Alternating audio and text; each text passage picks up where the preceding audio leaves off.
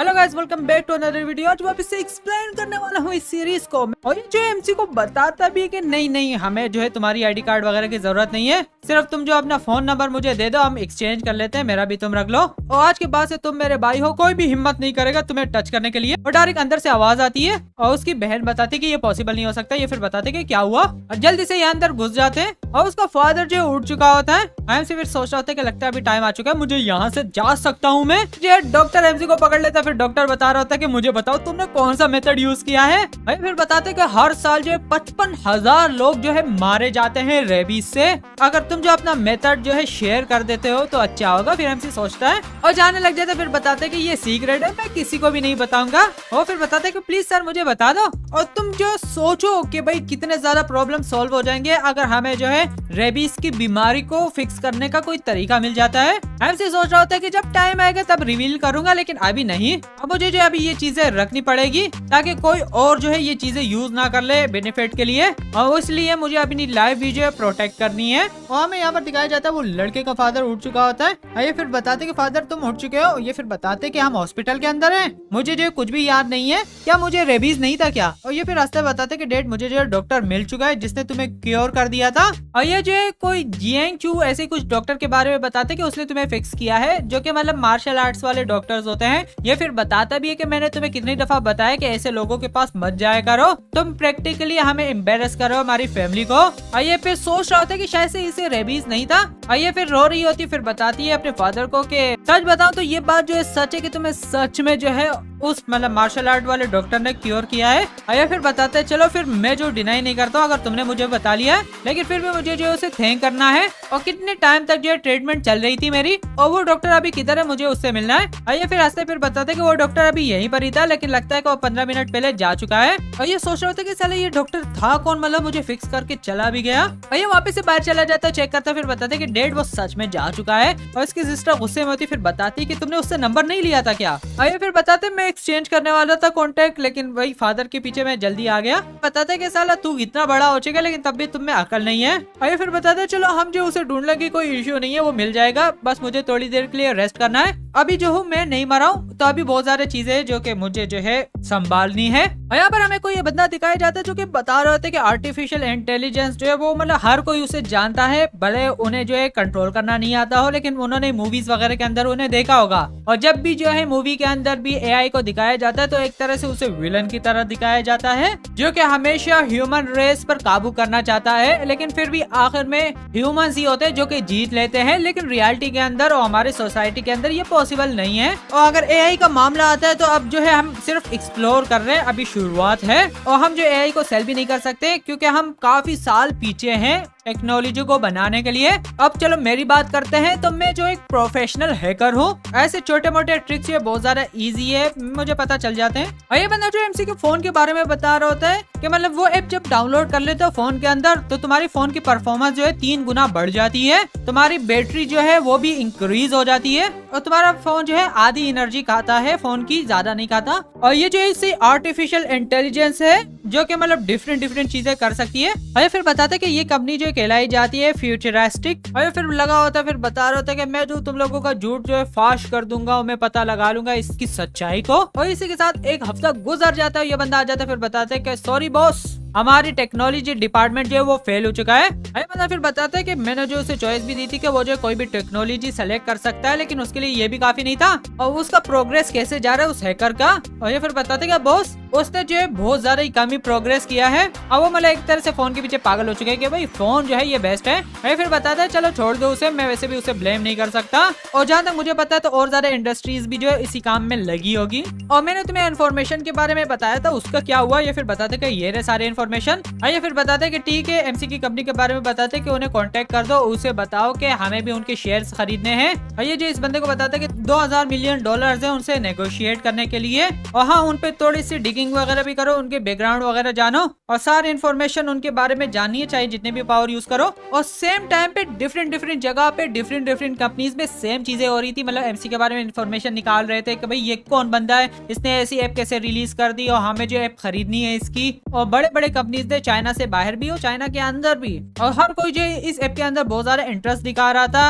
Hackers भी इसके पीछे लगे पड़े थे, पार्टनरशिप लोग भी आ रहे थे, हर चीज हो रही थी। यहाँ पर ये लड़की आ जाती फिर एमसी को बता रही होती कि हमने मार्केटिंग में जो है 6 लाख रुपए लगा दिए हैं, हम एम्प्लॉइज वगैरह को भी दे रहे हैं, बहुत ज्यादा न्यूज चैनल्स और घोस्ट राइटर्स को भी दे रहे हैं काम करने के लिए, ताकि वो जो मतलब हाइप बना ले मार्केट में हमारे लिए। और ये फिर बताती कि ये जो 40 मिलियन टाइम जो डाउनलोड हो चुका है और 10वें दिन जो इसका हाईएस्ट रिकॉर्ड पहुंच चुका था। वजह से और बताने वाली थी, एमसी बताते कि बस रुक जाओ, और फिर बताते कि बस 40 मिलियन ही डाउनलोड हुआ है। आइए फिर बताते हैं कि हमारी कंट्री के अंदर टोटल जो 1 बिलियन फोन है और हम एक्सपेक्ट कर रहे हैं कि इसके डाउनलोड जो है वो 100 मिलियन तक पहुंच जाएगा अगस्त के एंड पर। और वैसे भी देखा जाए तो हमने जो है सब कुछ जीरो से स्टार्ट किया था, हमसे कहा रहा होता है। आइए फिर बताती भी कि अभी के टाइम पे 12 कंपनीज जो है हमारे पास आ चुकी है, वो चाहती है कि हमारे साथ पार्टनरशिप कर ले और मतलब हमारे शेयर्स वगैरह भी खरीदने चाहते हैं। हमसे फिर बताता है अच्छा पार्टनरशिप करना चाहते हैं तो ठीक है, हम उनके साथ कर लेंगे, टाइम अरेंज कर लो। लेकिन अगर कोई खरीदना चाहता है या कंपनी के अंदर चीजें खरीदना चाहता है, शेयर्स वगैरह, तो डायरेक्ट उन्हें बोल दो कि हम रिजेक्ट कर लें और भाई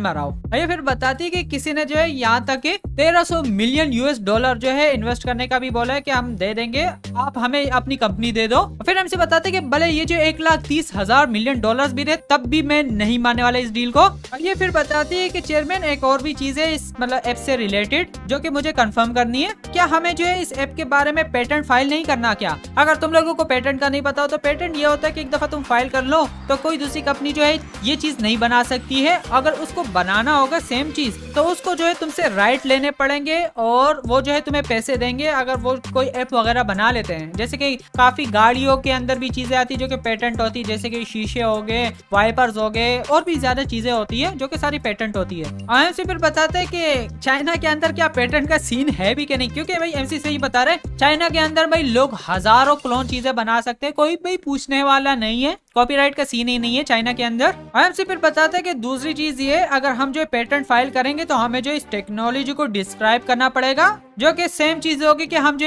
इन्फॉर्मेशन और नॉलेज शेयर कर रहे हैं फ्री में लोगों को, जो कि पेटेंट में यही सीन होता है कि तुम्हें जो टेक्नोलॉजी एक्सप्लेन करनी पड़ेगी जो कि तुम लेकर आओगे। हमसे फिर बताते हैं कि यहाँ तक कि मैं इतना ज्यादा कॉन्फिडेंट हूँ कि आगे 50 सालों के अंदर भी किसी की हिम्मत नहीं होगी ऐसे ऐप बनाने की, और जब 50 साल आएंगे और कोई ऐसा ऐप बनाएगा 50 सालों के बाद तो पता नहीं हमारा ऐप का जो वर्जन है कहाँ तक पहुंच चुका होगा। और ये फिर बताती कि चेयरमैन एक और भी फाइनल चीज है, एमसी को बताती है कि ऑफिस में भाई सही से बैठ लिया करो, तुम क्या कर रहे हो। और फिर बताते कि थैंक यू, चलो मैं चलती हूँ। फिर एमसी बताते कि बस कॉल मुझे कर लेना। आइए फिर बताते कि अभी जो ऑफिस का टाइम है तो मैं तुम्हें रिक्वेस्ट करती हूँ कि भाई प्रोफेशनल रहो और प्रोफेशनल प्राइवेट लाइफ सेपरेट रखेंगे। हमें यहाँ पर यूनिवर्सिटी भी दिखाई जाती है, यहाँ पर हमें दोनों लड़कियां न्यू दिखाई जाती है जो कि मुझे नहीं पता, शायद से ये ब्राउन वाली को मैं जानता हूँ, ये वही तो नहीं है जो कि एमसी ने उसके बाप को ठीक किया था।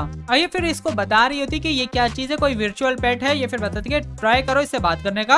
आइए फिर बताती कि मुझे पता है तुम बिलीव नहीं करते लेकिन प्लीज ट्राई करो। और ये फिर बताते कि बस बहुत हो गया, ज्यादा नहीं खेलना। वो फिर फोन बताते कि भाई मेरे को फर्क नहीं पड़ता और लोगों से, मैं ठीक हूँ जब तक मास्टर जो है मुझे लाइक करता है। ये लड़की फिर बताती कि नहीं बिग सिस्टर जो मेरी अच्छी फ्रेंड है। ये फिर बताते कि ठीक है, और वो डायरेक्ट जो इसको बताते कि किस टाइप का सॉन्ग तुम्हें चाहिए मैं जो लगा लेता हूँ। ये लड़की फिर बताते कि क्या तुम जो ह्यूमन ऑपरेटर हो, मतलब एआई नहीं हो बल्कि सच में कोई बंदा है जो कि ऑपरेट कर रहा है। ये फिर बताते कि नहीं मैं जो एक आर्टिफिशियल इंटेलिजेंस हूँ और मेरा नाम व्हाइट है। और ये फिर सोचती कि उन्होंने जो है इसको कैसे बना दिया है, और इसको देखो तो हर एक एक्शन जो इसका रिप्लिकेटेड नहीं है, क्या ये पॉसिबल भी है कि नहीं। मतलब अगर तुमने कुछ एआई देखा होगा जो कि एक ही चीज कर सकते हैं बार बार, लेकिन डिफरेंट चीजें वो नहीं कर सकते एनिमेशन के मामले में। और ये फिर इस लड़की को बताती कि मुझे पता है तुम क्या सोच रही हो, मैं भी शॉक हो गई थी जब मैंने फर्स्ट टाइम इसे देखा था। और एक्चुअली ये जो है यहाँ पर नहीं रुकता, यहाँ तक कि ये जो है फोन की परफॉर्मेंस भी बढ़ा सकता है 3 गुना।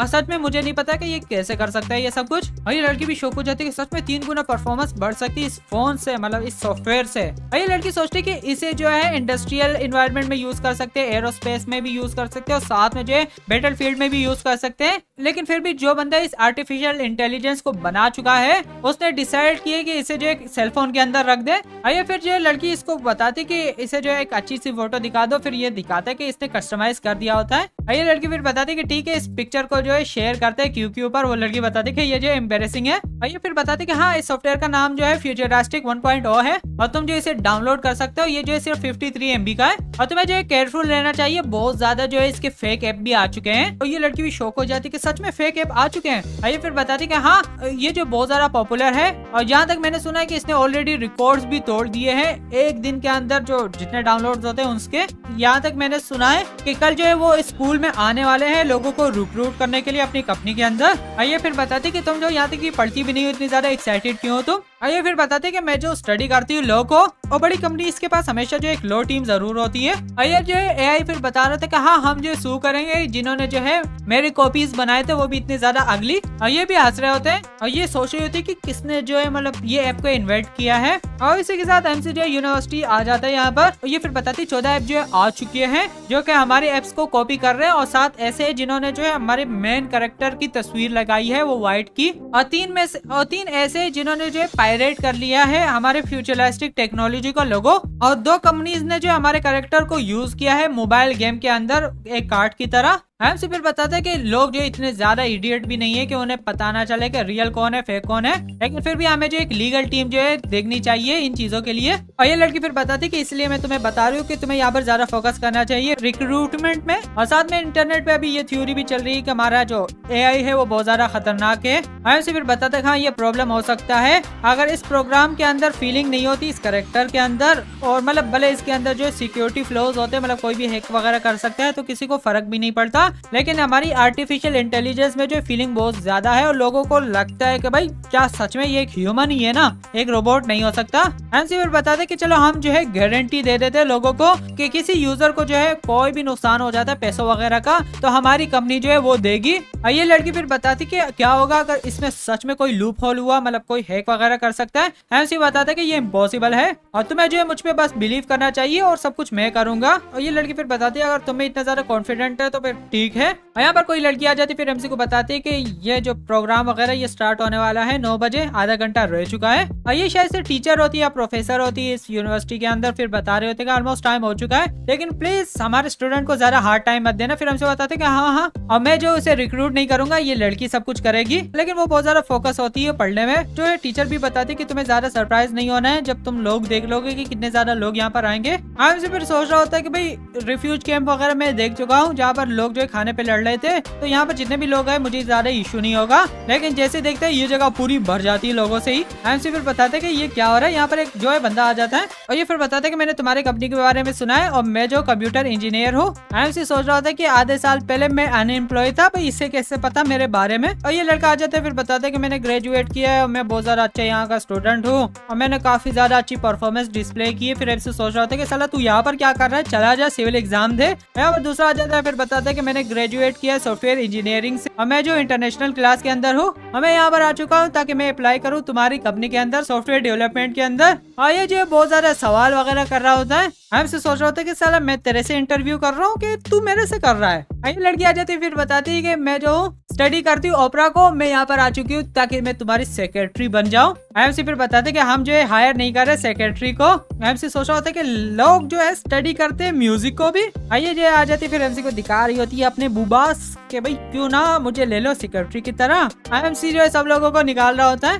MC फिर बताते हैं कि फाइनली टाइम जो खत्म हो चुका है। MC इस लड़की को देखता है फिर बताता है कि तुम्हें देख कर लगता है कि तुम जो बिल्कुल भी थकी नहीं हो। अब वो फिर बताती है बस मुझे आदत हो चुकी है, अभी जो सिर्फ 2 घंटे बचे हुए हैं आफ्टरनून में और अभी जो है काफी कम लोग आएंगे जैसे कि लीगल लोग हो गए, मार्केटिंग मैनेजमेंट के लोग हो गए और भी इसी टाइप के लोग आ जाएंगे। तो MC उठ जाता है, ये सोचती कि ये किधर जा रहा है और थोड़ी देर बाद MC इसके लिए कॉफी लेकर आ जाता है। आया फिर बताती कि थैंक यू और MC बताता है चलो मैं थोड़ी देर के लिए आंखें बंद कर देता हूँ। आइए जो MC को देख रही होती फिर बताती कि मैं इसे फूल नहीं हो सकती लेकिन इसकी पर्सनालिटी ऐसी, लेकिन फिर भी ये लोगों के बारे में चिंता करता है। आइए फिर बताती मुझे ज्यादा नहीं सोचना चाहिए, मैं फोकस करूंगी काम पर। ये अभी भी डर रही होती बिजनेस के बारे में। और इसी के साथ वापस से और स्टूडेंट आने लग जाते हैं यहाँ पर और यहाँ पर एक लड़की आ जाती है फिर बताती कि मैं जो हूँ चिन लू हूँ, वही वाली लड़की है और मैं जो एम्प्लॉयमेंट चाहती हूँ लीगल प्रोफेशन के अंदर जब मैं ग्रेजुएट हो जाऊंगी और मैं इसलिए यहाँ पर अप्लाई कर रही हूँ। क्योंकि मैं बहुत बड़ी लॉयल फैन हूँ तो मिस्टर व्हाइट की। एमसी सोच रहा था कि साला ये पागल यहाँ पर कहाँ से आ गई। ये लड़की से पूछती कि चलो तुम अगर बन भी जाते हो हमारी लीगल टीम के अंदर तो तुम पहले क्या करोगी।